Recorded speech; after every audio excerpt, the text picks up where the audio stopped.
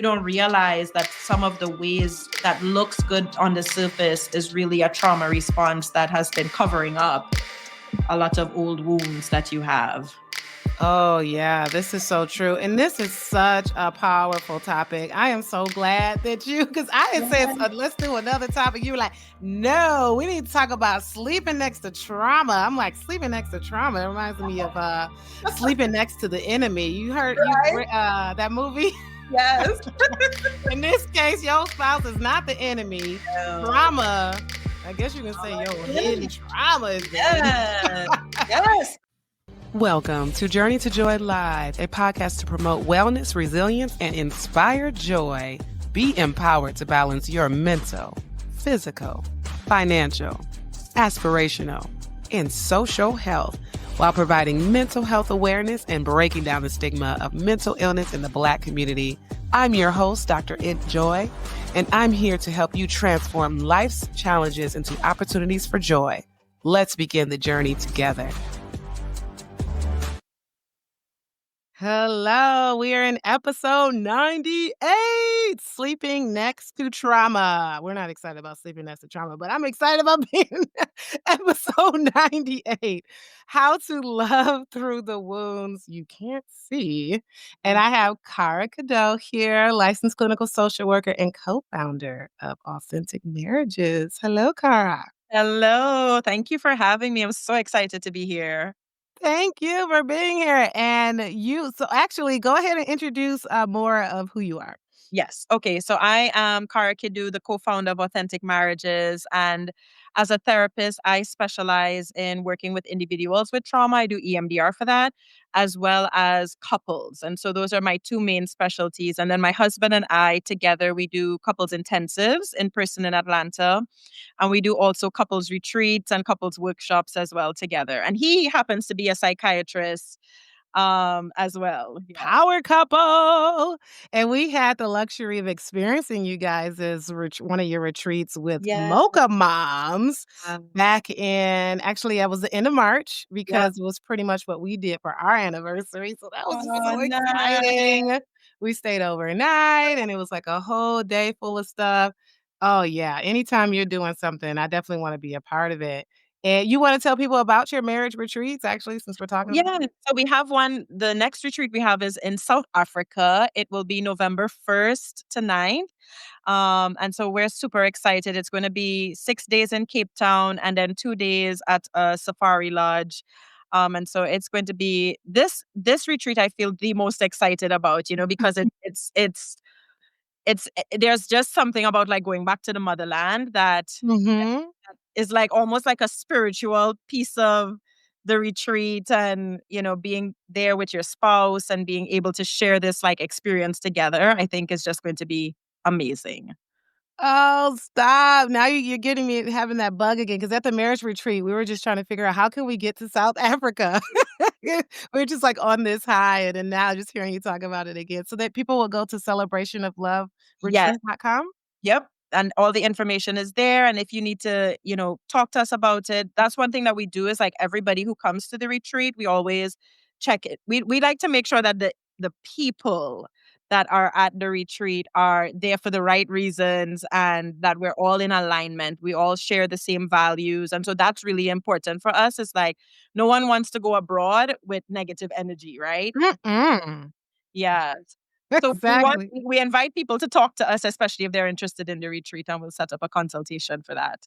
I love it. I love how you said that we're going to set up a consultation. And I think you mentioned about 8 or 9 couples you're looking for. How many are you looking for? How many spots left? Yeah, we have about 7 spots left. Oh, whoa. Okay. So, hey, holler. You're going to have me thinking about this again. Because, we love to travel. Oh, God. Yes. And South Africa is just a bucket list destination. It's Oh, that sounds exciting. And everybody knows that I just dropped my second book, Inspire Joy for the Wife, Mom, Boss, Balancing It All Without Losing Yourself. Because it is so easy to get lost in these roles because we are everything to everyone at all times, it feels. And it's difficult to remember to prioritize us. So it is now $15.49 until the end of May. Go to my website. And if you don't have the Enjoy Note, you can get the Joy Bundle, Kaidoo, which is the Wife Mom Boss book, with the Enjoyno for just $45. It's a steal for your joy.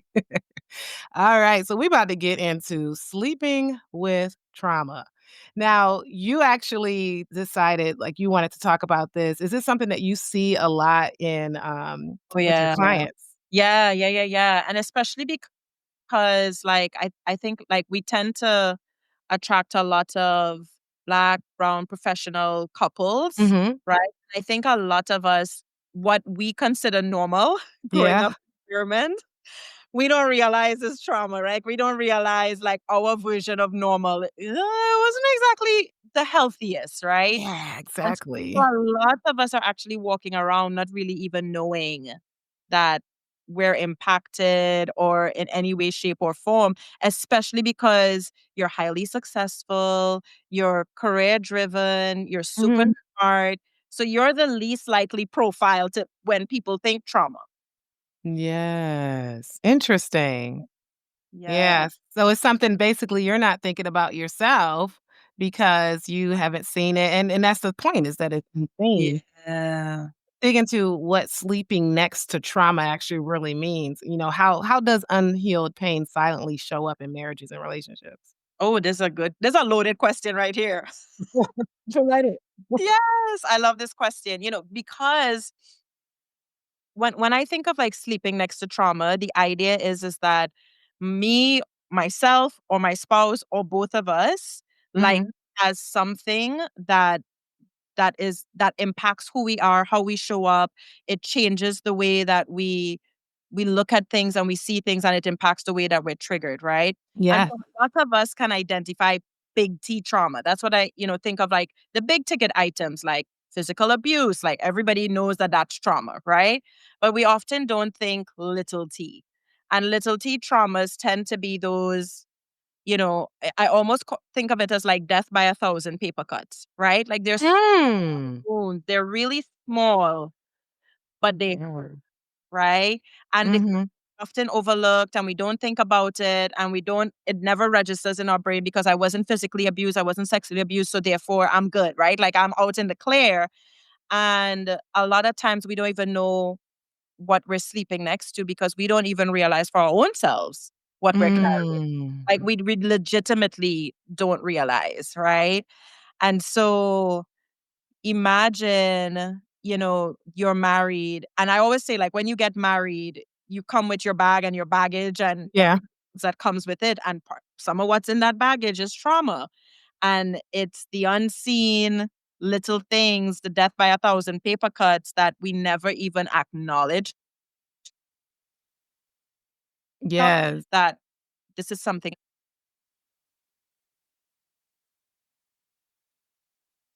I'm just educating my couples on, like, what, even individual clients, like, what is trauma, and that this experience that you may have had, it doesn't fall into the range of normal, right? Like, it shouldn't have happened. And another thing I like to talk about is that trauma is not just the thing that we could see and feel and experience. It's also the thing that we didn't experience, but we should have experienced. Oh, like neglect or abandonment. Yes, Yeah. that, Yeah. I mean, that's the number one trauma out there is neglect and yes. abandonment. Yeah. Exactly, but it's so unseen, right? So that's another Mhm. Very. example of, like, we don't talk about that because it's invisible, right? There are no marks left for neglect. There are no, visible signs of, that somebody could be like, "Oh, I was neglected," right? Like, and those wounds of abandonment, and or maybe, like, I should have had a nurturing mom, but I didn't, right? Yeah. And then we say, "Well, we understand, right? Because mom was a single parent and she was working all the time, and so she did the best she could." And, we could understand that, but it doesn't take away the fact that we still needed mom. Like, we still needed Yeah. nurturing part of mom, and dad, and so those are, like, examples of, like, missing pieces in our lives that we wouldn't necessarily register, right? As like, "Oh, that's a trauma." Yeah. A wound that lives on. I mean, they talk about the adverse childhood experiences, the ACEs, Mhm. right? And no one there is like missing parents, growing up without your parents, one parent is in prison or a Yeah, parent being on drugs. So there's definitely certain things where maybe you didn't directly have that abuse, but you had that abandonment or you were neglected because they were away in prison or on drugs or whatnot. So those are things to really pay attention to because like you said, if that's just been your life, you don't realize it's actually trauma. Like, that feels like this is what life is like. I'm just yeah, supposed to get abused all the time. So when you show up in your marriage and you got all these bags and some of them bags are tucked away and the spouse don't even see them, which is why it's unseen, and you're like, "What's going on?" And you mentioned, like, trauma impacting the way you're triggered. And so for a lot of people, the spouse might say just one thing, like the sweetest thing, and then, like, the other spouse just, like, screams at them, and it's like, yeah, "Whoa, where did that come from?" It's because it triggered something and they didn't realize it. yep, and it happens all the time. Like, it literally happens all the All the time. time, Yeah, all the time. Because just even in the marriage retreat, we were talking about and this has been great with us. We were talking about how, like, a woman might say something and the man hears something else, or the yeah. man might say something and the woman hears something else, and you add a layer of trauma to that? Ooh, Yes. And that's that's the even filter, worse. right? Like, that becomes the filter that we start to filter information, communication, what we're seeing, what we're receiving, so you could literally tell your husband, like, something like, "Babe, I miss you," and he could hear, "I'm failing as a husband." And Mhm, you're like, "How does that translate into I'm failing as a husband?" But if mhm. that's something that is his wound, right? Like fear of failure for a lot of men. For a lot of men, it's fear of failure. For a lot of women, it's fear of abandonment, right? And so it's Oh. so I'm coming to you as the woman because I'm afraid, I'm anxious, if you go away or if you shut down or you walk away, like that triggers my abandonment wound and the fear of you leaving. And then for the man, it Mm. tends to trigger the husband, it tends to trigger like, "Oh, like you think I'm a bad husband." Like Yeah, go straight to that. any form of constructive criticism. Correct. No I'm a matter. bad provider, I'm a bad husband, I'm a bad man. Yeah, you're right, it goes straight to that. Yeah, and the reason why it goes straight to that is not you, it's something else. And that's the part that we don't realize is that that communication piece where stuff got lost in translation essentially had to do with something else, right? Like where else in your life did it feel familiar that you were not good enough, failing, not measuring up? Like where did you receive Yeah. that message? Because you didn't receive it when you got married, right? Mhm. It's just Correct. marriage rubs up on our stuff, Mhm. and then it rubs up on our raw spots and our wounds and all of these things, Brings and up a lot. it's gonna bring up that stuff. It's gonna and then that's the thing. It's like if you're not aware, if you don't have that, like, self-awareness, if you hadn't Mhm. done the work, gone to therapy, or just even being, like, willing to be introspective, because it is hard to look at yourself in the mirror. It is hard to, like, acknowledge Yeah. and admit, like, "Oh, like, I have wounds?" Like, that's not good, right? Right. That's a To hard thing. acknowledge it. Yeah. It's super hard. Yeah. I mean, that insight is just it's like gold and wisdom, like, once you figure it out. I mean, it can be hard once you realize, "Oh, that's really trauma, and oh my gosh, I gotta work through that." But at least you know where it comes from, and you know it's something you can work through, but it does take work. Mhm. It does take work, and it takes intentionality, I think Mhm. for the couples or the individual that's, like, really intentional about their healing and their transformation, that, they're gonna go a long way, because there isn't anything wrong with, like, admitting, like, "I had a messed up childhood," or "My parents weren't there for me," or, sometimes even just the way in Yeah. which, like, our responses to trauma, I call them, like, our trauma response. Sometimes Mhm. the trauma response that we have isn't that, like, negative. Like, it is like drugs as a trauma response is, like, obvious, right? Like, Yeah. if somebody on crack, like, "Ooh, okay, you definitely had a rough life," right? Yes. But if you're a people pleaser, a perfectionist, Mm. where those things don't tend to look like a trauma response, right? They tend to look like good qualities, right? Like, they tend to look like they are a benefit to somebody in your life. Good. Yeah, and so those are things that we also bring with us and bring into the table that in our relationships that we don't even realize, like, those are really coming from a place of, like, a trauma response and not Mhm. please and I'm trying to like make you happy, but I'm doing it from a place of Sure. like, I'm doing it from a place of fear versus, Fear, um, yes, lack of self-worth or yeah, self-respect or ooh, lack of self-compassion. Yeah, all those things. That's really good, and, I was gonna ask about that, how we can recognize that a conflict could be really about a past trauma, and just what you just said, noticing the perfectionism, noticing that people-pleasing could be a part of that.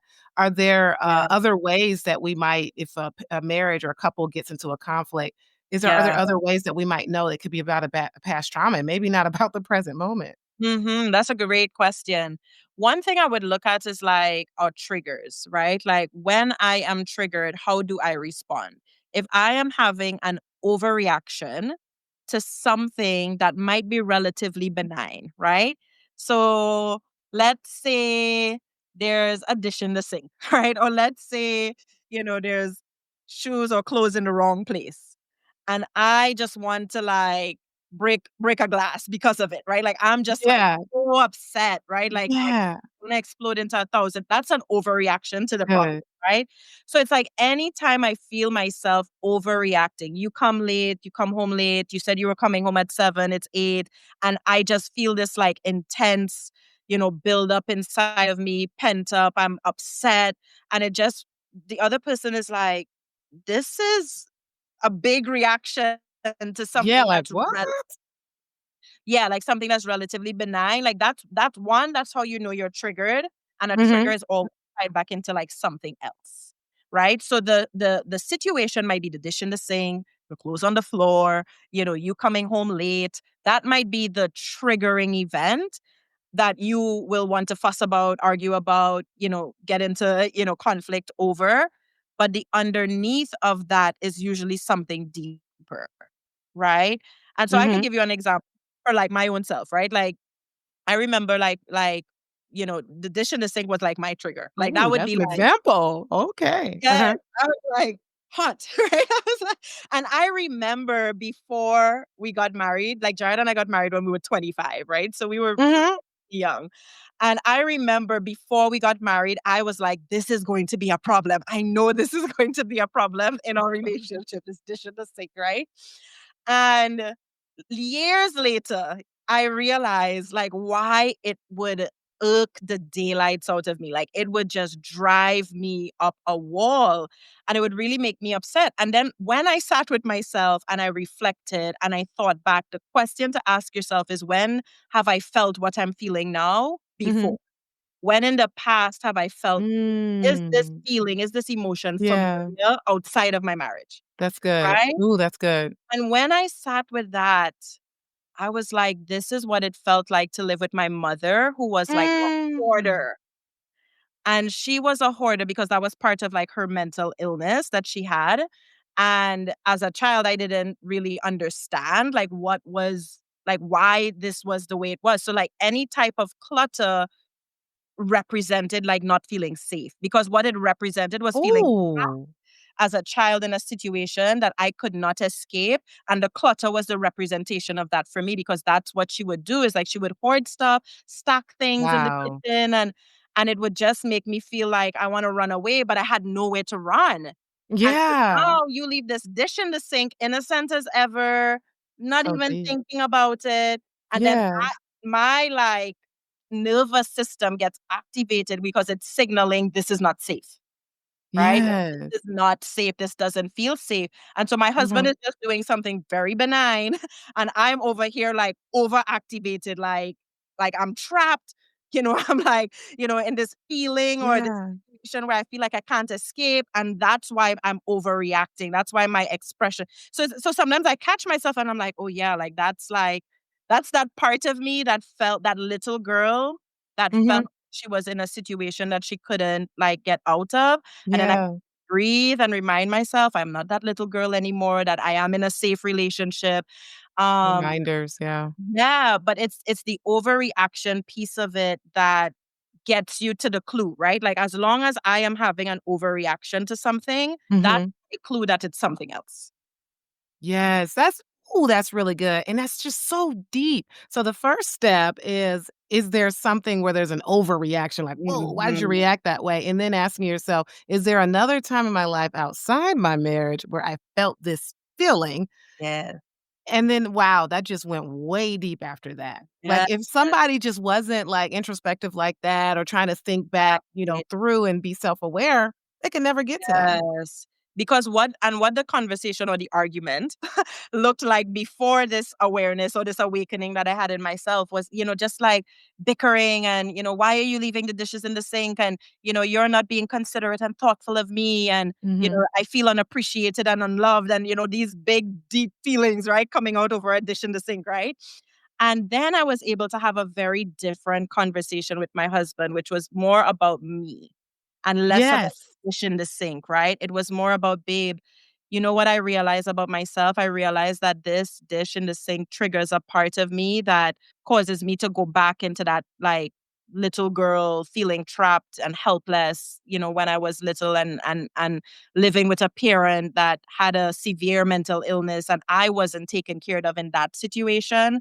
And Mhm. that's why that's why I don't like clutter. That's why I'm like to be organized. And then he has the Mm. whole different appreciation He for like, understands. yeah, like it's so different when you're just like, why won't you be tidy? Versus like, this is what it means to me, you know? And you guys are both mental health providers yourselves, and you still go through this kinda thing, so Course, yeah. Trauma is an equal opportunity provider, okay? Right, you are not exempt. He's not exempt just because he's a child psychiatrist. Exactly. Very true. Yeah, Yeah. yes. Oh, that's so good. Thank you for providing that example. So, what kinds of invisible wounds are the most common? And, how do they affect emotional Mhm. connection and intimacy?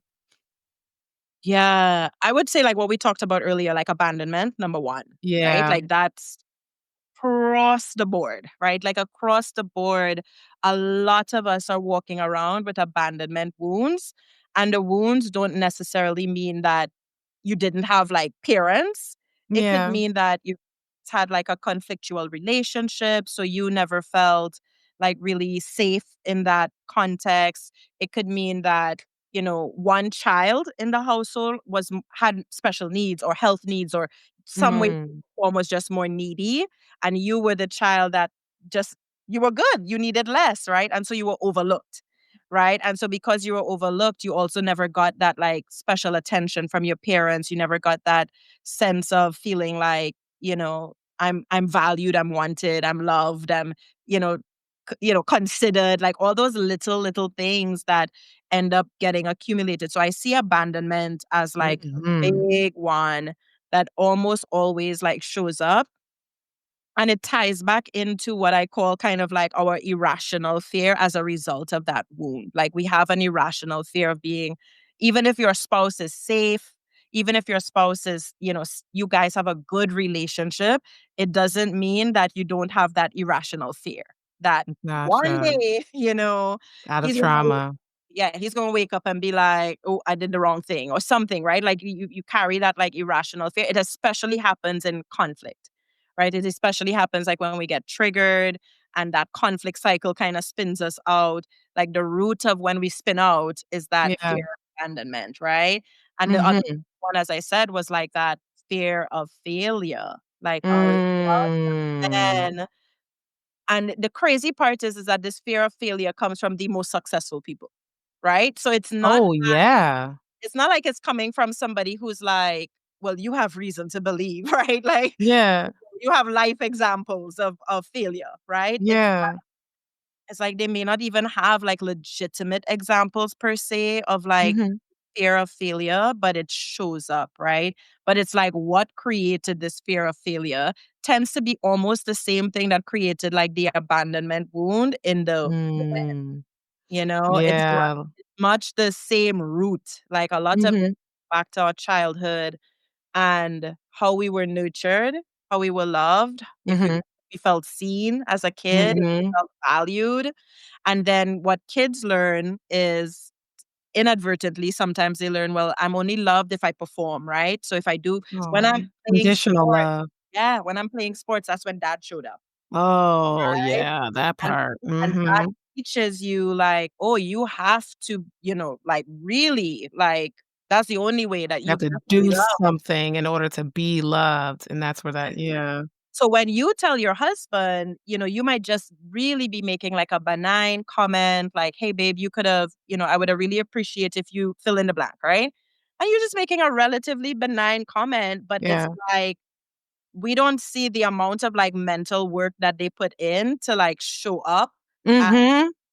because I had to work for Be love, really right? careful. Yeah. Right? And so if I had to work or I have to perform or I have to be good all the time or be at the top of the class or on at the top of my game, like if I have to always have that in the back of my mind, the fact that you're telling me that I missed something Yeah. means that I Yes. didn't. Oh, it's It just like, wasn't. "No, not again." And it just kinda melts away everything else that they did right. They're just, like, Yes. focused on what they think you're feeling like they did wrong. So when Yeah. women point out the negative things all the time for our husbands, it's kinda like Yeah. perpetuating that. And so since men seem to have the fear of failure and women seem to have the fear of abandonment, it seems like the other spouse should use that as perspective on how to be like, if they have a fear of failure, then it's kinda like that positive affirmation of giving, like, appreciation, like, "Thank you for doing this. I acknowledge you. I see you. I thank you for doing that."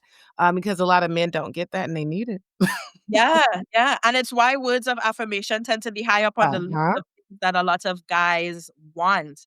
Like, when I hear, just from a lot of men, that's kinda like their number one complaint. It's like, "I don't feel appreciated."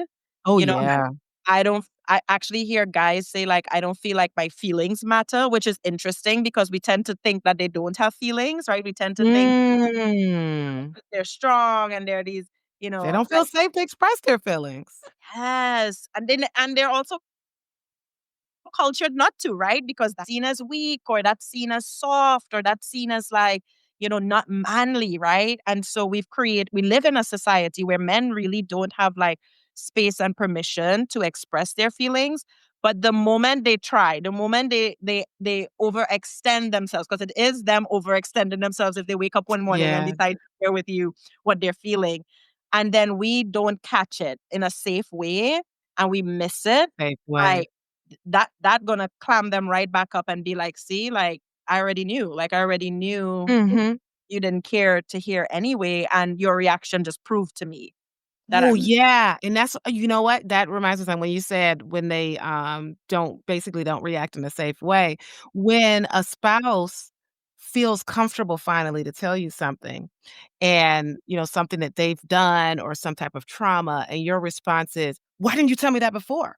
I asked you that 2 years ago and you didn't tell me."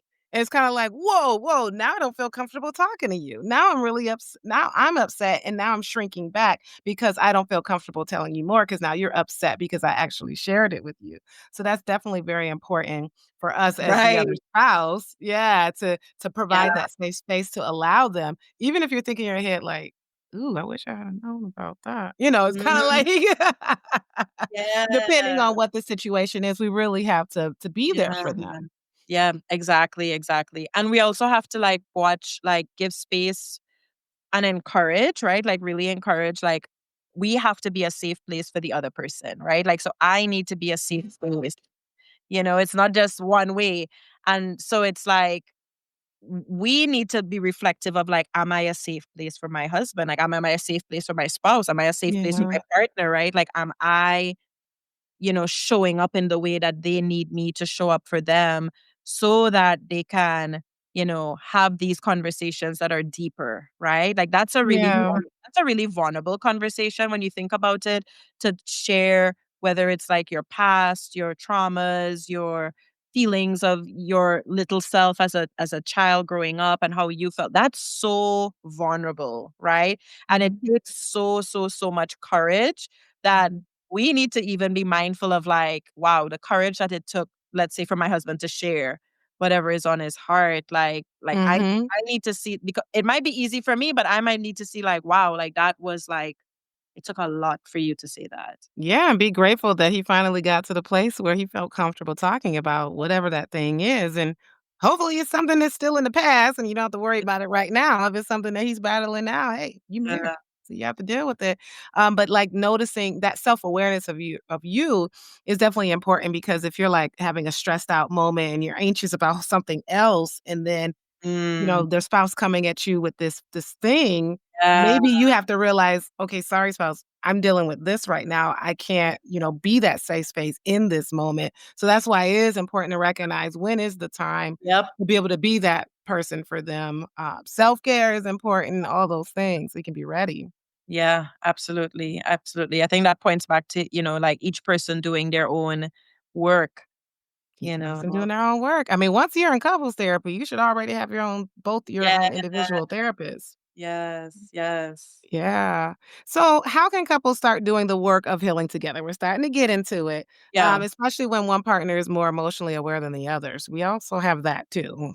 Maybe somebody don't want to go to therapy. Yes, and that can be really hard. Like I always say, like if your spouse doesn't want to go to therapy, you make sure you go to therapy, right? Like you don't wait Yeah. for them.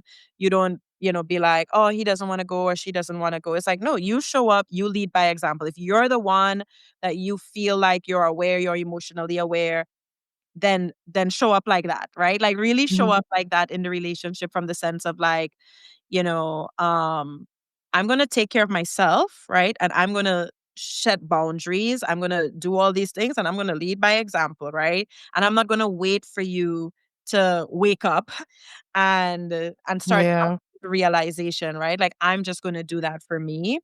Um, Mhm. and so that's one thing if somebody's like not willing to, go to couples therapy, right?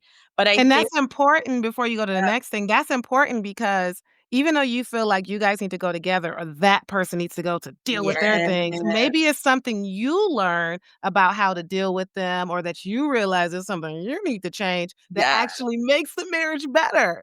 Yes, exactly. A lot of times, the person who is the more emotionally aware one doesn't realize how they're contributing or they're creating the dynamic, Yes. right? Because, you know, um, one hand doesn't clap by itself, right? And so we are doing a dance Hmm. together. And so if we are, if I am with one of the things like that Jared always says is that um I cannot attract somebody like we attract people on our emotional health level. Mhm. I think my spouse is emotionally immature. I really have to reflect how Ooh. or what emotionally immature part of myself also attracted somebody who was also emotionally immature, Ooh. right? So it's like that's why I say It's a the self reflection of you. yes, because the self-aware person is usually not aware how they are part of the problem, right? Like, and that can be probably sometimes the most like, oh, the hardest things to like get in therapy or to realize in therapy is like, wait a minute, like I am part of the problem? What you mean Mhm. part of the problem, right? I've always Mhm. been the solution. What do you mean? And it's so that's where it's hard to be like introspective because especially when you see the other person has like either like an obvious problem, right? Like they might have an obvious, let's say, anger management issue, or they have a drinking problem, or they have a gambling problem. That's very Yeah. obvious, Yeah. right? But what is less obvious is what is it about me that attracted someone with an addiction? What is it about me that Maybe you're makes a it people pleaser. yeah. What is about me that makes it comfortable for my spouse to actually drink and be drunk in my presence or Oh, in my house, right? So that's where oh. we have to go back Those are to. difficult questions. Yes. 'Cause now I have to point the finger back to how did I end up here? Like, how did I end up in a Ooh. situation where, let's say, I'm with somebody who is like a serial cheater, right? Like, and they're like, I'm faithful, but they're like always Mhm. with somebody, right? What is it about me? Lack of self-worth. Right, Mhm. exactly. There is all so those my trauma might be so well hidden and packaged neatly in a box with people pleasing Yes. and going along to get along and those types of Wow. things, right? Yeah. Overextending myself, over giving, rescuing, all these things Yes. packaged nice in a bow, right? And Uh-huh. then other person's stuff is like, "Ooh, that's messy." Like you cheating on your wife or you an alcoholic, like that's messy, right? Mhm. That's not packaged neat in a bow. So because You can my see it. Yes, because my stuff is, like, so well packaged, I could look like the partner that is more emotionally aware and higher functioning when in reality I'm not. You're actually not. Yeah, and it's not to say that one is worse than the other, you're just saying that one is packaged neat, meaning it's Yes, hidden, you don't realize it, and the other one is messy because you can see it, but it exactly. doesn't mean, like, we're trying to say that people drinking drugs and all that is, like, worse. Right, But yeah, exactly, because you're attracting the person on your emotional health level. exactly, you're already attracting that. Right. Right. So y'all are equals. And for those out there who hear things and say, "Are you blaming me? Is it my fault?" We're not saying that Yeah. either. We're just saying you have to do the work yourself That's and see right. what kind of trauma you have, okay? Yeah, exactly, exactly. Because if you have high self-worth, you're not going to attract somebody that's gonna treat you bad. You're just Mhm. not. You're just not gonna You're not tolerate gonna it. And tolerate it. that's the thing that I see that happens, like, especially when we do, like, individual work with trauma, is like people kind of grow and shift into, like, this new person that all of a sudden is like my tolerance level for crap goes I can't tolerate it anymore. And now I'm like setting boundaries. I'm saying no. I'm able to, move in a healthy direction. I'm able to eliminate, toxic relationships, right? Oh, That's yeah. what healthy, healing does, right? Mhm. And so if I'm Tolerated. stuck in a relationship that's actually unhealthy, and I can't seemingly get out, then there's something that's holding me hostage, and that's what I wanna figure out is, like, what's holding you hostage, right? There's something unresolved. Maybe we didn't even look at it or know that it existed, right? Because Mhm. you've always been the girl that was Yeah. always there for everybody, the good friend, the good daughter, the good sister, right? Like, you're always showing up, and you don't realize that some of the ways that looks good on the surface is really a trauma response that has been covering up a lot of old wounds that you have. Oh, yeah, this is so true, and this is such a powerful topic. I am so glad that you because I had said, "Let's do another topic." You were like, "No, we need to talk about sleeping next to trauma." I'm like, "Sleeping next to trauma?" It reminds me of, Sleeping Next to the Enemy. You Right? that movie? Yes. In this case, your spouse is not the enemy. No. Trauma, I guess you can say your hidden trauma is the enemy. Yeah. Yes, it is. Gotta work on it and get rid of it. So we have talked about sleeping next to trauma, how love through the wounds you can't see.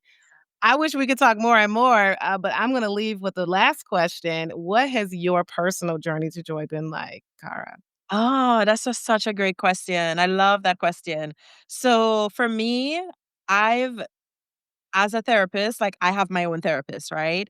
Mm. And I've been seeing my therapist since been in therapy since like 2018. So that's like 7 years, right?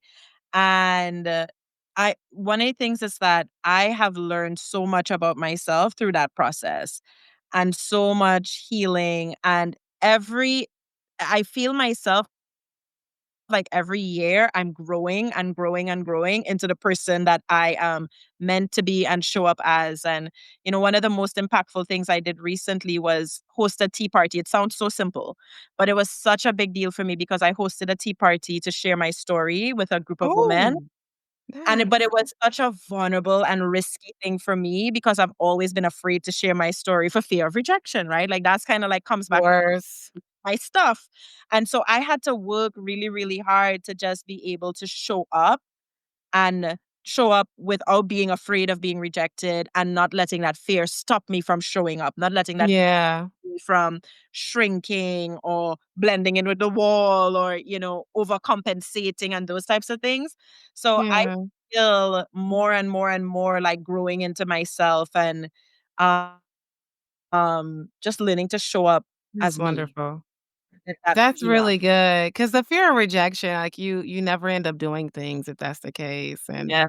so it's very important. And hearing you say about the story, I had realized after I published this book, I'm like, "This is actually like a memoir because I actually say a lot about my life because I think that's important to be transparent, but then also, obviously I give tips as a psychiatrist. I'm just like, "Wait, all that's out there right now. What am I doing?"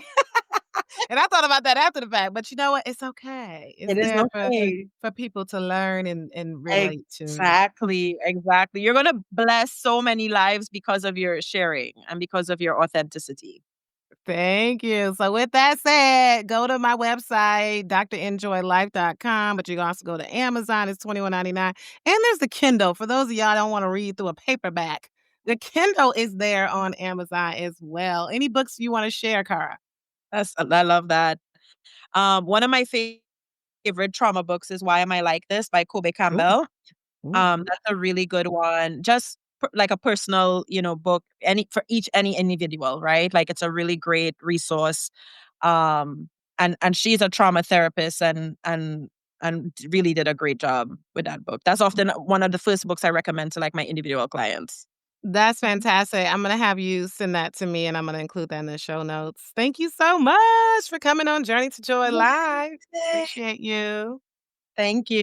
This has been an Enjoy Life production. If you're in a crisis, don't hesitate. Call, text, or chat 988 for immediate support. Please note, this podcast is for informational purposes only and is not a substitute for professional treatment. If you're looking for therapy or medication management through Enjoy Life, visit www.drenjoylife.com to request a consultation. I accept Aetna for Georgia residents, and out-of-pocket services are available for others. I'm licensed in Georgia, Florida, Michigan, Tennessee, Maryland, Wisconsin, New Hampshire, Illinois, Virginia, and Minnesota. Be sure to grab your copy of the Enjoyno on Amazon for $39.08 to help you on your wellness journey. And remember, Journey to Joy Live is every Thursday at 7 p.m. Thank you for joining me. And until next time, may you continue to transform challenges into joy.